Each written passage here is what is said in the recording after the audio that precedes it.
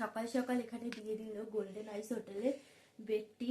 তো এটা দিয়েই ব্রেকফাস্ট শুরু করি, এরপর ব্রেকফাস্টে কি আছে দেখাবো। তো চলো এবার তাড়াতাড়ি করে সবার ফার্স্ট রেডি আমি হয়ে গেলাম, কারণ সবসময় লেটেস্ট আমিই হই, মানে সব থেকে লেট আমারই হয়ে যায়।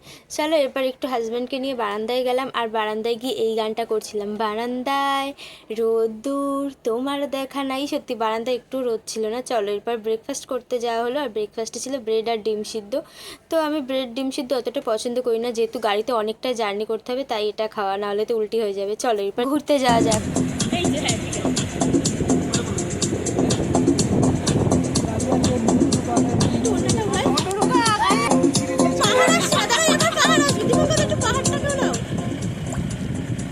এই যে আমরা সবাই অরেঞ্জ গার্ডেনে এখন ঢুকছি। চলো চলো চলো,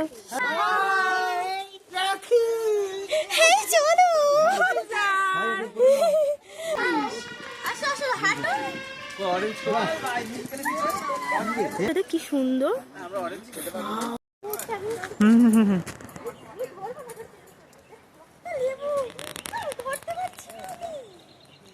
আচ্ছা, তবে বন্ধুরা অরেঞ্জ গার্ডেনে এসে তেমন একটা অরেঞ্জের দেখা না মিললেও এই পিচ ফুল গাছটা আমার বেশ ভালো লেগেছিল, এক কথায় আমায় মুগ্ধ করে দিয়েছিল। চলো এরপর অরেঞ্জ গার্ডেনের নিচে এই ছোট্ট নদীতে যাওয়া যাক। নদী তো আমাদের সকলেরই ভীষণ পছন্দের। জানো তো বন্ধুরা, যখন প্রথমবার পাহাড়ে ঘুরতে এসেছিলাম, গেছিলাম লেপচা জগতে, সেখানে দেখেছিলাম অরেঞ্জ গার্ডেন, প্রত্যেকটা গাছে পুরো অরেঞ্জ ভর্তি। তো এরপর অরেঞ্জ গার্ডেন থেকে রওনা দিলাম কাঞ্চনজঙ্ঘা ওয়াটারফলসের দিকে।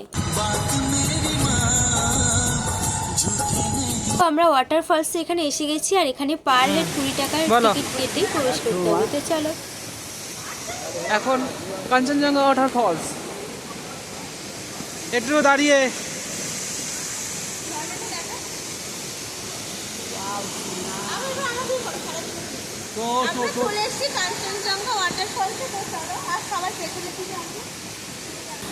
পড়ে যাবে।